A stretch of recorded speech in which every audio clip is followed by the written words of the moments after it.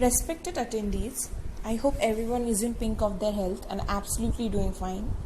I am Prerana Vasu, now promoted to second year of my law school in Xavier Law School, Odisha. My presentation before you is on the account of international seminar with liberty with regard to human rights. My topic being Transgender Persons Protection of Rights Act 2019. Now, before discussing about my research, I would like to state who actually are transgenders, what makes them different from other two genders. Basically, transgenders are different in terms of gender orientation, whereas other two genders, which includes lesbians, gays and bisexuals, are different in terms of sexual orientation, being gender specific, that is a man or a woman. Transgenders have a problem of gender articulation, whereas lesbians, gays and bisexual, being gender specific, that is man or a woman, are different in terms of sexual orientation, that is either being homosexual or being interested in both the sexes. Now we all know transgenders in India are experiencing antagonistic circumstances since very long. On one of them being Section 2B, the Act provides of the Transgender Protection of Rights Act, which has been amended in 2019. The Section 2B of the Act provides that family means a group of people related by blood or marriage or by adoption made in accordance with law. Whereas we know when it comes to transgenders, whenever at birth it has been termed that the child that has been born is of transgender or is of third gender, soon either they're abandoned or they are given in adoption centers to adopt. So the act does not fit for them to be sentenced as family. Now introducing them has been in a good way. Now talking about liberty, we all know what liberty is, and especially in the situation of pandemic where we all are locked in our houses and whenever we go out we have to follow the government guidelines. We know what is liberty and how it lacks in our personal space as of now. Liberty is the condition of feeling free within society from harsh limitations forced by mass of people, authority or society on one's life or their way of conduct or political perspectives. Article 5 of Human Rights Act shields us from having our freedom arbitrarily taken away and also prevents unlawful detention of an individual. It also specifies about the exceptions involved in some case of detention. Now, we all know that transgenders are prevalent from many medieval periods. The central work of Hindu law, the Manusmriti, 200 BC to 200 AD, clarifies the natural sources of three genders. A male infant is produced by greater amount of male seeds, whereas a female infant is born when female seeds are dominant. And when both male and female seeds are dominant, either a sex child is born, third sex child is born, that is a transgender, or a boy and a girl, twins are produced. Now, this was a biological definition of their reproduction. On 25th November, Transgender Persons Protection of Rights Bill 2019 was passed by the Rajya Sabha despite receiving criticisms and protests from the queer community throughout the nation. Before every individual is, and because we all know every individual, every citizen is entitled to basic rights like education, safe food, healthcare, employment, and most importantly, self-identification. How would it feel to live in a society where you are not validated, where there is no self-validation? Obviously, it would be hurtful enough. However, the transgender community in our nation are being denied these privileges concerning the bill passed by Rajya Sabha for thousands of years. Talking about their evolution, there was recorded proof of acknowledgement of third sex of people not affirming to male or female sex.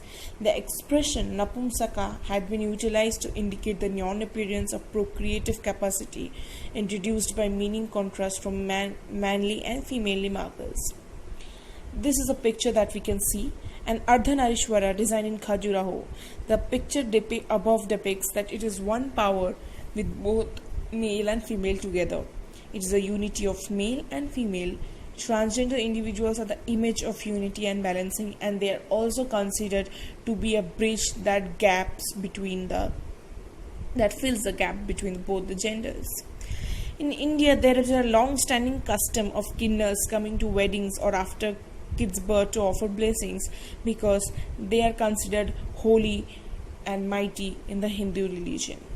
Now, talking about the current era, the contemporary age, according to the census of 2011, the total population of transgenders in India is 4.88 lakh. That is a large sum.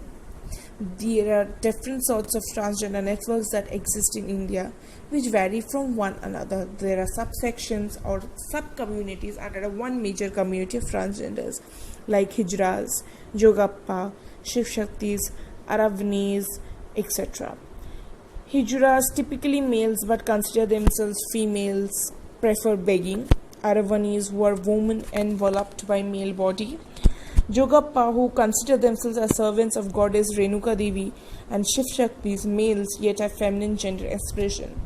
Now, we all have a stereotypical mentality in the society that addressing every transgender as a Hijra is as disrespectful as considering every lesbian, gays and bisexual as mentally sick. A significant part of society generalizes all transgenders and LGBT community as Hijras. However, what the general public fails to comprehend is that Hijra is more of a profession or practice of begging by transgender community, and thus confounding each transgender as a Hijra is as disturbing as generalizing every lesbian or gay as to having a psychopathic disorder. Now, we know there are thousands of problems that are faced by transgender community in India, even by the LGBT community. But in my research work, there are some primary issues that I have stated and are being looked upon by the transgender network are segregation, joblessness, lack of education facility, vagrancy, lack of medical help like HIV care and cleanliness, sorrow, hormone pill misuse, depression, tobacco and liquor misuse, penectomy, and issues identified with marriage and adoption. There are more thousands of problems that are inclusive in their lives, but these are the major ones that are being stated with me. They are discriminated in terms of education, employment, entertainment, justice, etc. Whenever they are a victim of a crime, they do not feel free to go up to the cops just because on the basis of discrimination. So they are rejected to get in. They are also rejected to get entry in religious places, public places like hotels, restaurants, theaters, parks, etc. Rape, verbal and physical abuse also being the most common problems faced by the transgender community. According to rape reports, every 1 out of 10 rape reports are relating to rape records of transgenders. And now talking about the constitutional provisions of every citizen that is entitled to Article 14, Article 15, Article 16, Article 17, which states abolition of untouchability. Article 19, all citizens shall be entitled rights of freedom of speech and expression, freedom of assemble peacefully and without arms, freedom to reside and settle in any part of the territory of India, which is almost as impossible for the transgender community, and freedom to practice any profession or to carry on any occupation without hindrance. Article 21, protection of life and liberty. Article 21A, the state providing free and essential education to children ranging from 16 to 14 years of age, which should also include children from transgender community. Article 24, which is one of the crucial most articles which should be in power for basically more than transgender community, that is right against exploitation, right to constitutional remedies, Article 32, Article 42 providing provisions for secure human conditions of work, and many more. Now some of there are brief plans that are being launched by the previous governments that has come into power for transgender empowerment, though they have played a major role, but still there are a lot more to come for upliftment of the community, such as 12th 5-year plan for transgender rights of transgender persons bill 2014. Now the criticism, the scrutinizing of Transgender Protection Act 2019 also has been done in the Nalsha case. National Legal Services Authority versus the Union of India, where the Supreme Court of India in April 2014 made the third gender status for hijras or transgenders and requested the center to treat transgenders as socially and financially backward.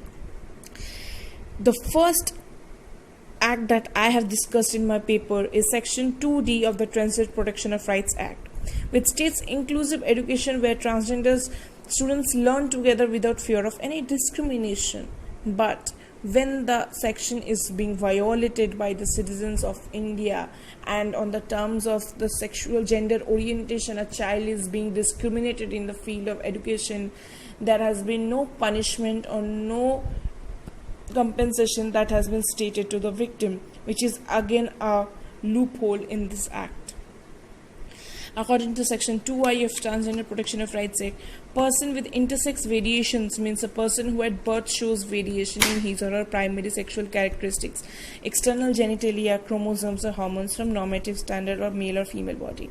We know not always a person is showing a person can show variations at the point of birth, but also there can be variations that can be prominent in the later stage of life, and not always there has to be a physical variation, but also a mental variation as well, a hormonal variation as well. Section 7.2 talks about issuance of certificate after sex reassignment surgery, either as a trans man or a trans woman, by the medical superintendent or chief medical officer. Now, why did government make necessary for all the transgenders to go through the agony of sex reassignment surgery? Because many of them state that they do not want to change their gender to either trans man or a trans woman, and hence want to be addressed as a transgender themselves. Some of them question this as a Justice Murder Day as well, because this is the basic validation of them being addressed as a third gender and not into any trans man or a trans woman. Section 80D of the Act says, whoever harms or abuses, jeopardizes life, security, health, whether mental or physical, of a transgender person, tends to act including causing physical abuse, sexual abuse, verbal and emotional abuse, and economic abuse, shall be punishable with detainment for a term which shall not be less than 6 months, but which may extend to 2 years, along with a fine. Why rape for a transgender is only compensated with 2 years of imprisonment, and not according to the Section 376 of Indian Penal Code, which states death as a penalty for causing death or persistent vegetative state of the victim. There are many instances where transgenders have been killed or being raped by the police or any other citizen of India, and it is not given equal importance of just because they are not of a man or a woman in gender. According to, these are some of the loopholes that have been addressed by me, and there are many more, and I had to short it down because of the paucity of the word limit. Talking about the questions raised by the transgender community and me is, why there is no separate ministry for transgender affairs like Ministry of Women and Child Development? Reporting of crimes, Section 19 of POCSO is mandatory. Why not make it mandatory for transgender children? Why are not transgenders legally covered? And even if they are, why so less compensation and less punishment for the perpetrators? There are some of the landmark judgments such as Nalsa versus Union of India, Sauti Bidhan Barua versus Union of India, and these have made a drastic change in the field of upliftment of transgenders community, and there are many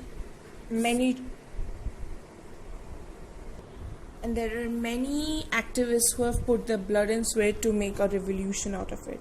There are urgent need for reforms, such as focused approach ought to be undertaken by the central government to give a defensive shield to transgender issues. School and university need to play a stronger and empowering role in providing training and value system to transgenders. Some of the state initiatives can be seen here. Tamil Nadu built up a transgender welfare board in 2018, Odisha being the first state to give transgender individuals social benefits. Now, we have made critical analysis such as, can a transgender person appeal again if the certificate is refused? What about the residential rights and etc.? Now, talking about the conclusion, coming in the end of my presentation. In itself, the Transgender Act has Protection of Rights Act has itself many questions unanswered than the concerns it aims to address. It prepares to be a mere tick in the box, which in its presence form may not be much of the help to the transgender community. Many queer community also say this bill exists to erase us by having complete control over us from the way we identify to what socio-economic opportunities we should get, and condoning violence against us. It places us in a vulnerable position. So, we all know that what is wrong and where we are going wrong.